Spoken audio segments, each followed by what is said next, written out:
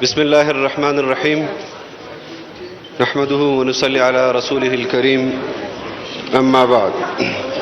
شکریہ جناب اسپیکر.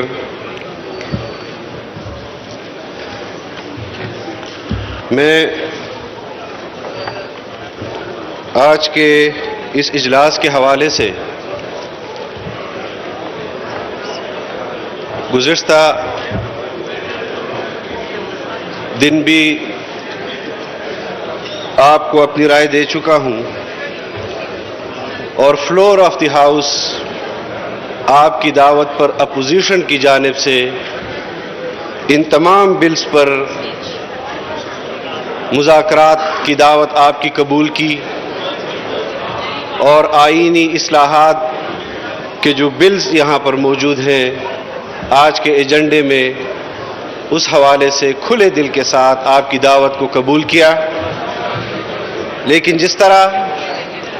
مجھ سے قبل قائد حزب اختلاف نے، پاکستان پیپلز پارٹی کے چیئرمین بلاول بھٹو صاحب نے آپ کو یاد دلایا کہ ہم نے آپ کے خط کا خیر مقدم کیا اور اس کے جواب میں آپ کو خط لکھا. میں سمجھتا ہوں کہ اسپیکر صاحب آپ نے مجھے اس چیئر پر بیٹھ کر ہماری طرف سے جو خط لکھا گیا تھا اس کو قبول کیا اور وزیر صاحب کو مخاطب کیا کہ اس پر اپوزیشن کی تجاویز آپ کو لینی چاہیے. کم از کم آپ کی بات کی لاج رکھنے کے لیے حکومت جھوٹ موٹ کا کوئی اجلاس ایک دن کے لیے بلا لیتی تو اس سے آپ کی بات کی لاج بھی رہ جاتی. لیکن یہ اتنا آسان مسئلہ نہیں ہے جناب اسپیکر کہ جس طرح حکومت نے سمجھ لیا ہے. میں سمجھتا ہوں کہ حکومت آج ملک میں افراتفری کی بنیاد ڈال رہی ہے، ہنگاموں کی بنیاد ڈال رہی ہے.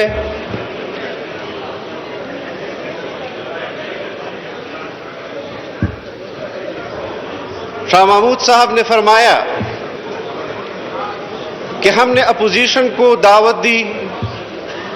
اپوزیشن نے ہم سے بات نہیں کی. وہ یہ نہیں چاہتے کہ ہم اوورسیز پاکستانیز کو ووٹ کے لیے سہولت نہیں دینا چاہتے یا ہمیں الیکشن انتخابات میں اصلاحات قبول نہیں. ہم آپ کو فلور آف دی ہاؤس چیخ چیخ کر کہہ رہے ہیں کہ ہم تمام بلز پر تجاویز دینا چاہتے ہیں. ہم خود اپنے پارٹیوں کے اور عوام کے وکیل ہیں، حکومتی وزراء ہماری وکالت نہیں کر سکتے اور از خود ان کو یہ نہیں اخذ کر لینا چاہیے کہ اپوزیشن وہ ان تمام بلز میں اختلاف کر رہی ہے. آج عددی اکثریت سے اگر حکومت ان تمام بلز کو پاس بھی کر لیتی ہے، جناب اسپیکر ہاؤس ان آرڈر کریں. Order in the house please. Order in the house please. آج اگر یک طرفہ طور پر ان تمام بلز کو حکومت پاس بھی کر لیتی ہے، جناب اسپیکر عوام اس یک طرفہ قانون سازی کو تسلیم نہیں کرے گی. اور میں خوش قسمتی سمجھتا ہوں کہ آئین پاکستان بنانے والی تنظیمیں بھی آج اپوزیشن میں اتفاق اور اتحاد کے ساتھ اسی آئین کی بالادستی کی جنگ مشترکہ طور پر لڑ رہی ہے اور لڑتی رہے گی انشاءاللہ.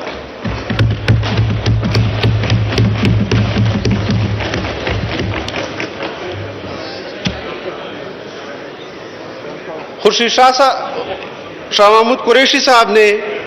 फरमाया कि इलेक्शन पर एतराज़ात होते हैं। पाकिस्तान तहरीक इंसाफ ने भी गुज़िश्ता इंतखाबात में 126 दिन का धरना दिया। माजी में पार्टियां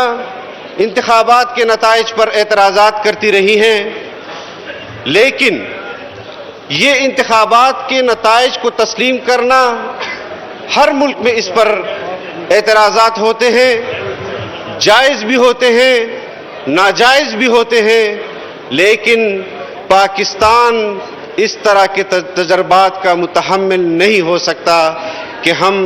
इन इंतखाबात के नताइज में पहले ही अपने मुल्क को दो लख्त होते हुए हमने देखा है। हम इस तरह के मुतनाज़ा इस्लाहात जो अभी पास ही नहीं हुए, उससे पहले ही वो इतने मुतनाज़ा हो गए कि आज आपको इंतहाई इक़दाम की ज़रूरत करना पड़ी। आपको गिला करना पड़ा कि आपके मेंबरान यहाँ पर आकर उनका रवैया इस कुर्सी के साथ भी ठीक नहीं, और इस कुर्सी की जो एक ताज़ीम है उसके लिए भी ठीक नहीं। मैं आपको मुतनब्बे कर देना चाहता हूँ कि अगर एक तरफा कानून साजी होती है जनाब स्पीकर, और मुल्क में हंगामे इस कानून साजी की बुनियाद पर होते हैं, मुल्क के अंदर अफरा तफरी इस कानून साजी की बुनियाद पर होती है, तो उसके जिम्मेदार आपकी कुर्सी पहले होगी, हुकूमत और उनको सपोर्ट करने वाले वो भी उसमें शरीक होंगे। शाह महमूद कुरैशी साहब ने ये कहा कि अपोजिशन ने इसमें अदम दिलचस्पी का इजहार किया,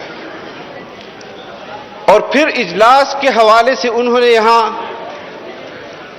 बात की कि मुश्तरका इजलास में को हमें इसलिए मनसूख करना पड़ा कि हुकूमत के इत्तेहादियों को तहफ़्फ़ुज़ात थे, यानी उनके तहफ़्फ़ुज़ात आपको इजलास बुलाने के बाद पता चले, जिसकी वजह से आपको इजलास मनसूख करना पड़ा। और इल्ज़ाम आप डाल रहे हैं कि अपोजिशन को हमने एतमाद में लिया था, अपोजिशन ताउन नहीं कर रही। क्या आपके इत्तेहादी भी आपके साथ ताउन नहीं कर रहे थे? क्या आप अपोजिशन पर इल्ज़ाम डाल रहे हैं? और फिर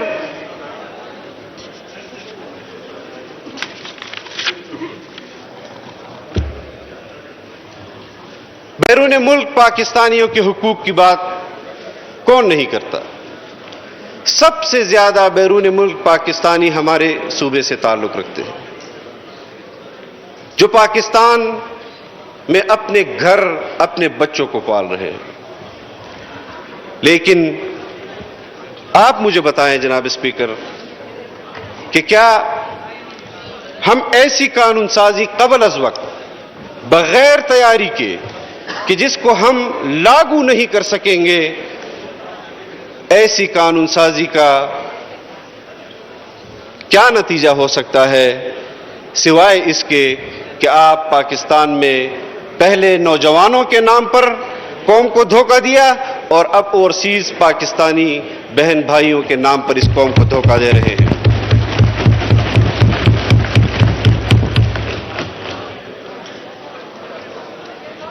पाकिस्तान से जनाब स्पीकर इस वक्त एशिया के बहुत सारे ममालिक, बहुत सारे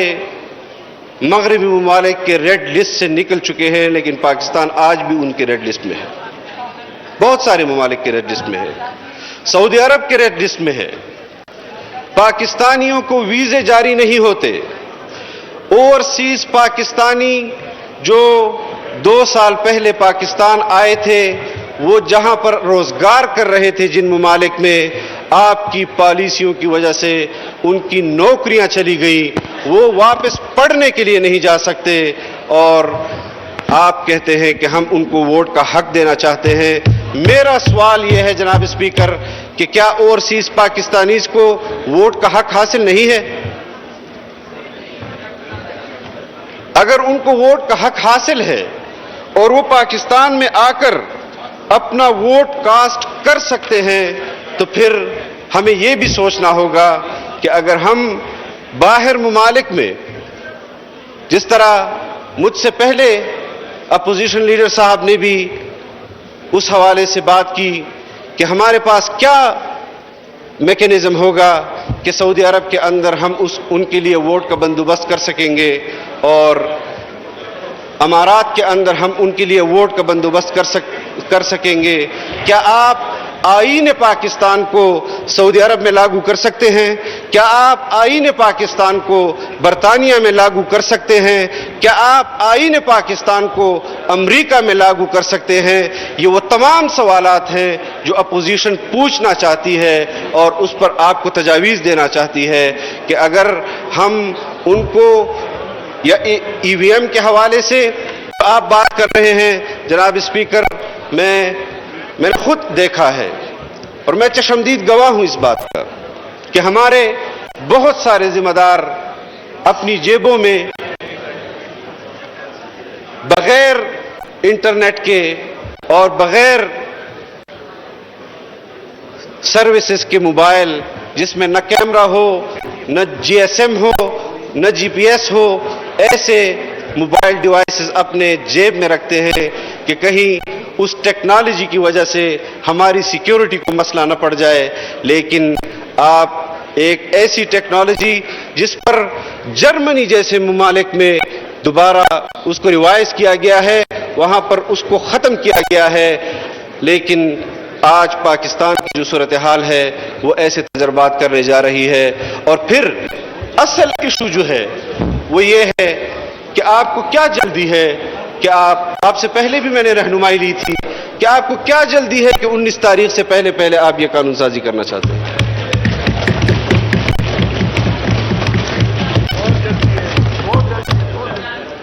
اور اگر آپ اپنی بات میں سچے ہیں کہ ہم نے اپنے اراکین کو ان کے تحفظات کو دور کیا ہے تو پھر میں آپ کو ایک تجویز دیتا ہوں، اپوزیشن آپ پر کوئی الزام نہیں لگائے گی کہ آپ کی طرف سے کوئی فون کالز ممبران کو آئے ہیں یا آپ کی طرف سے یہ قانون سازی اوورسیز پاکستانیز کے حوالے سے یا عوام کے حقوق کے ووٹ کے حق کے تحفظ کے حوالے سے وہ اخلاص پر مبنی ہے۔ آپ آج کے اجلاس کو اگلے مہینے کی اسی تاریخ کو تبدیل کر دیں، میں مان جاؤں گا کہ آپ اخلاص کی بنیاد پر یہ قانون سازی کریں۔ یہ اختیار تو آپ کے پاس ہے اسپیکر صاحب، ہم کوئی بڑا مطالبہ نہیں کرنا چاہتے، لیکن اس حوالے سے میں نے فلور آف دی ہاؤس آپ سے درخواست کی تھی کہ وہ بل جو شرعی قوانین ہیں، شریعت کے حوالے سے جن کا تعلق ہے، کم از کم آپ خود اس پر اسلامی نظریاتی کونسل کے سفارشات کو ایک نظر دیکھ لیں کہ اسلامی نظریاتی کونسل اس حوالے سے جو سفارشات کرتی ہے وہ قانون سازی میں ان تجاویز کو قبول کیا گیا ہے یا نہیں کیا گیا۔ آج پھر 4-5 بل آئلی قوانین کے حوالے سے اس ایجنڈے پر ہیں اور ہماری معلومات کے مطابق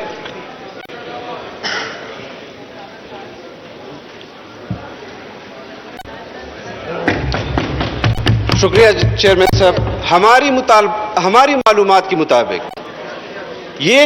وہ قانون سازی ہے، یہ وہ بل ہے کہ جس میں اسلامی نظریاتی کونسل سفارشات دے چکی ہے کہ ہمیں اس پر نظر ثانی کرنی چاہیے، حکومت جو ترامیم لانا چاہتی ہے اس پر آپ کو نظر ثانی کرنا چاہیے۔ اب اگر ہم قانون سازی میں اس عجلت سے کام لیں گے کہ ہم شریعت کو بھی نہیں دیکھیں گے اور اپنے قانون کو بھی نہیں دیکھیں گے، قواعد و ضوابط کو بھی بلڈوز کریں گے، تو پھر یہ کس قسم کی قانون سازی ہے اور یہ کس قسم کا دعویٰ ہے کہ جس طرح وزراء کہتے ہیں کہ ہم نے یہ ملک کلمے کی بنیاد پر حاصل کیا تھا اور ہم کلمے کی بنیاد پر ہی اس ملک کو چلانا چاہتے ہیں، ریاست مدینہ کے نام پر چلانا چاہتے ہیں۔ یقیناً عوام کی یہ خواہش ہے،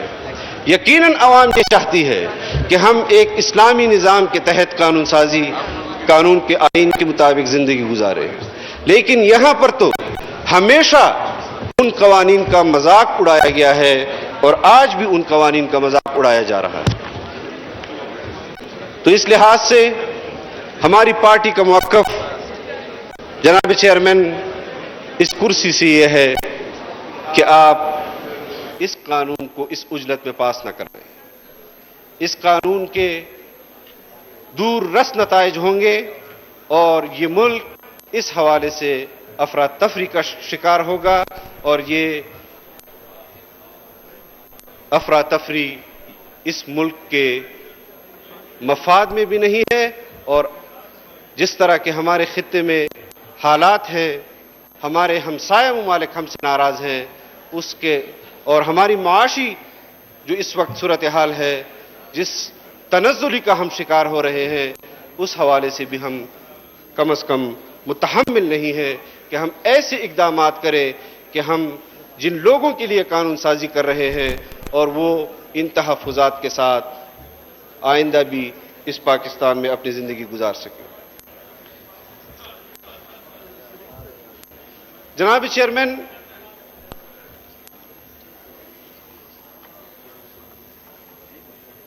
مجھے معلوم ہے کہ آپ کو ان اصلاحات کی ضرورت کیوں پڑ رہی ہے،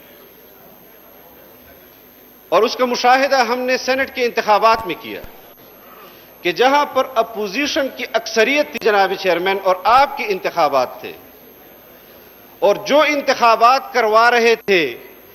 جن کے کنٹرول میں یہ ہاؤس تھا، انہوں نے جتنے کیمرے اس ہاؤس میں لگائے اور جس طرح وہ انتخابات انہوں نے اپنے حق میں ان کے نتائج نکالے، کہاں گئی ہمارے انتخابات کی شفافیت، کہاں گئی وہ قانون کی عملداری؟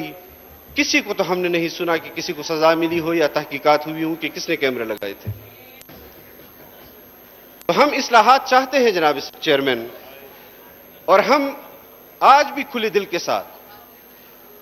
حکومت کو دعوت دینا چاہتے ہیں کہ اجلت میں اس قسم کی قانون سازی نہ کرو، اور جس وجہ سے کر رہے ہو ہم وہ تمام وجوہات چاہتے ہیں، جانتے ہیں، لیکن ہم اس پر بات نہیں کرنا چاہتے جناب چیئرمین۔ ہم نے بہت تحمل کے ساتھ 3 سال عوام کی نمائندگی کی ہے، بہت برداشت کے ساتھ کی ہے۔ ہم یہ سمجھتے رہے ہیں کہ ہم آئین اور قانون کے دائرے کے اندر رہتے ہوئے حکومت پر تنقید بھی کریں گے، ان کے خلاف منصوبہ بندی بھی کریں گے، عوام کے حقوق کا تحفظ بھی کریں گے، لیکن یہ حکومت جس طرف جا رہی ہے جناب چیئرمین، اور جس طرف عوام کو لے جا رہی ہے، چاہے وہ سیاسی حوالے سے ہو یا معاشی حوالے سے ہو، میں ایک بار پھر ان کو متنبہ کر دینا چاہتا ہوں کہ خدا را اس ملک کو افراتفری سے بچائیں۔ آپ کے ایسے اقدام اور آج کا اقدام وہ ملک کو کہیں خدا نخواستہ انارکی کی طرف یا افراتفری کی طرف نہ لے جائے۔ بہت شکریہ۔